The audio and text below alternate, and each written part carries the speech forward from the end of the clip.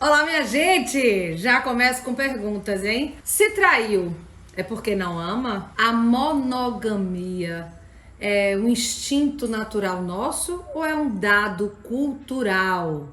E mais, é possível amar mais de uma pessoa ao mesmo tempo? Essas são algumas das perguntas respondidas, na verdade, por Regina Navarro Lins em Novas Formas de Amar. Ela tem 12 livros publicados voltados a relacionamento, é psicanalista, tem milhares de atendimentos feitos a pessoa individualmente, também a casais, e ficou muito conhecida, vou mostrar aqui a foto dela rapidinho para vocês. Ficou muito conhecida no Amor e Sexo, um programa da TV Globo em que ela fazia parte.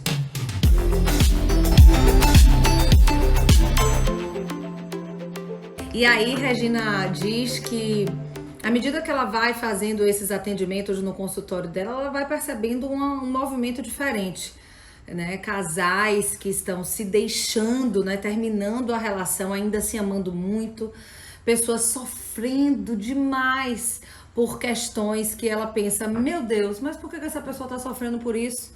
Só porque o outro propôs algo diferente? E aí ela faz essa quebra com a participação de Martinha aqui. Ela faz essa quebra, ela propõe essa quebra do amor romântico. Mas não é deixar de dar flores. Não é deixar de ter os apelidinhos, chuchuquinho, para quem gosta. Não é deixar de abrir a porta do carro. Não é deixar, enfim, de ser cuidadoso ou cuidadosa. A proposta aqui é acabar com o amor romântico, aquele que idealiza o outro. Aquele que acha que o outro vai ser para sempre o mesmo, que ele não pode mudar com o tempo. Aquele que a Marília Mendonça já dizia na canção, né? Me apaixonei pelo que eu inventei de você. Ela fala que esse é o mal do relacionamento. É você inventar uma pessoa e quando você dá de cara com a realidade, não é aquilo. E vem a frustração profunda. Ou também você acreditar que o seu companheiro vai ficar eternamente pensando da mesma forma, que não vai querer, né, remodelar os acordos. E aí ela fala que é uma tendência atual já, o poliamor, o relacionamento aberto, o trisal. Ela diz que isso já existia nas décadas passadas, porém agora já é uma tendência, é um movimento muito grande. Então a gente não precisa necessariamente querer trazer isso para as nossas relações, mas a gente precisa falar sobre isso, né? Confesso que quando eu comecei a ler esse livro, me trouxe muita inquietação nesse sentido, né? O meu Deus, não consigo imaginar nesse momento o meu companheiro, eu tenho um namorado de 4 anos, né? Com uma outra pessoa.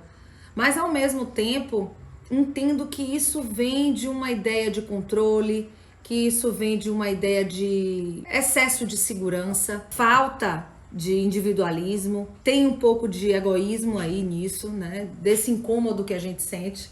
Porque ela fala assim, ó, a paixão é sexual. Você não sente paixão pelo seu filho, pelo seu irmão. O amor não. O amor é uma evolução desse sentimento, né? Quando você quer ficar com aquela pessoa, com todos os defeitos, com todas as qualidades, você vai se sentir mais atraída ou atraído por essa pessoa em determinado momento, menos em outro determinado momento. Então ela fala o seguinte, que a gente não permitir que o outro viva uma questão sexual muitas vezes desse controle, muitas vezes dessa ideia do amor romântico, de que que o amor é uma coisa só, eternamente uma coisa só e nunca vai mudar.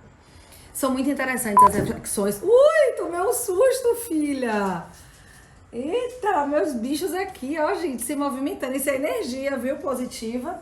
Tem o Jojo aqui também, todo mundo querendo participar dos Novas Formas de Amar. Você é minha nova forma de amar, mamãe? Não tinha bicho, agora tenho 3. Na pandemia peguei 2 gatos e um pitbull. Mas vamos retomar aqui o pensamento. Ela traz pra gente um apanhado bem aprofundado, eu diria, de como nós chegamos até aqui. Como eram as relações até a gente chegar aqui. Então ela diz que o cristianismo, né, inicialmente a gente só podia amar a Deus, só podia amar a Cristo. E depois, né, claro, ela vai aprofundando, tá, gente? Aqui não tem como falar tudo detalhadamente. Depois disso, ela fala sobre os casamentos arranjados. Não existia amor. Você casa com quem sua família quer e a outra família quer e se junta.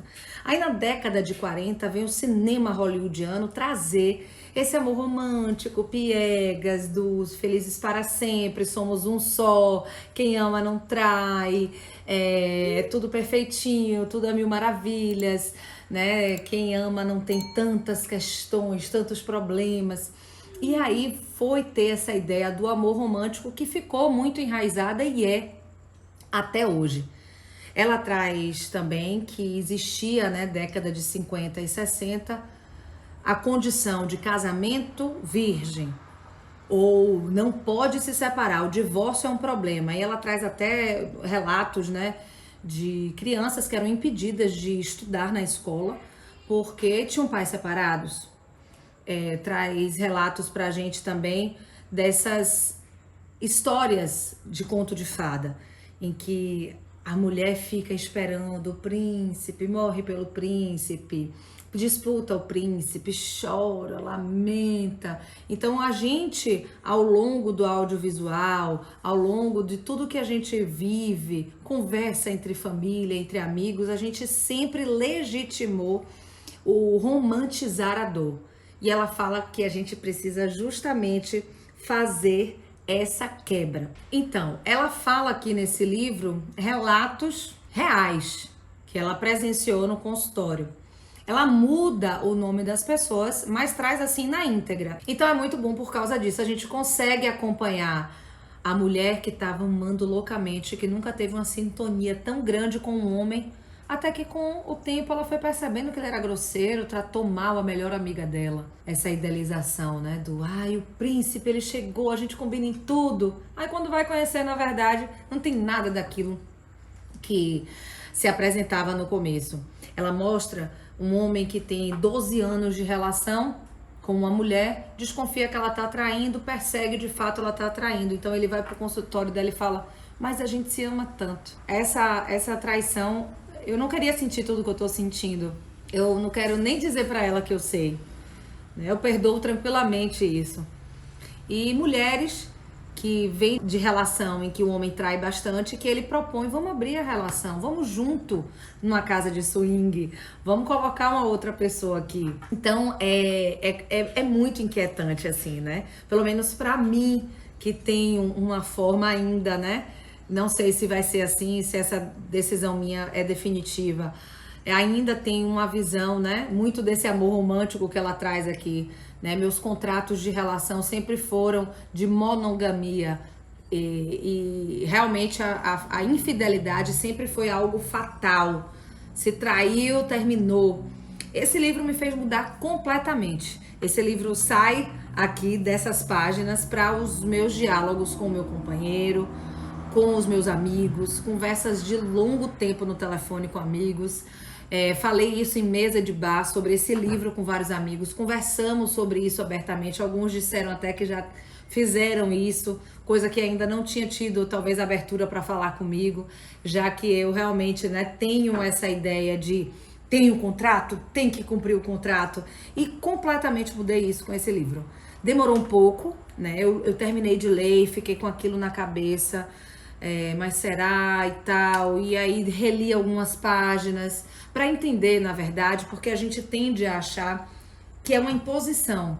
Ah, mas Regina tá dizendo que é assim, que tudo vai mudar, então a gente tem que mudar. Não. Ela fala que a gente precisa dialogar sobre. Você pode falar sobre isso com seu companheiro e abrir a relação daqui a 10 anos ou nunca abrir a relação. Mas é bom que esse diálogo exista, que esse companheirismo exista, que essa sinceridade exista. Ela fala que a gente não deve nem contar absolutamente tudo, né, na relação. Precisamos ter a nossa individualidade, mas que nesse quesito do ter desejo pelo outro, né, dessa questão, ela fala, sim, que é importante a gente ter esse diálogo. E ela fala que não existe um formato ideal. Não tem como um passo a passo de como abrir a relação. Ela diz o seguinte, tem gente que chama uma terceira pessoa para participar. Tem gente que fala, ó, você vai lá e eu vou cá. Ninguém precisa saber. Tem outros acordos que são assim, você só pode ficar com uma pessoa uma vez, não pode ficar mais de uma porque já cria laço. Tem outros que não, que você pode se relacionar à vontade. Tem um caso mesmo que ela fala de um casal, né, que são de fato casados, mas moram em casas separadas. E às vezes eles se falam de 15 em 15 dias, assim, se amam e têm anos de relação. Então são novos formatos que talvez a gente não esteja acostumado, mas a gente precisa entender. Você não precisa abrir sua relação agora. Esse livro não é o fim da família.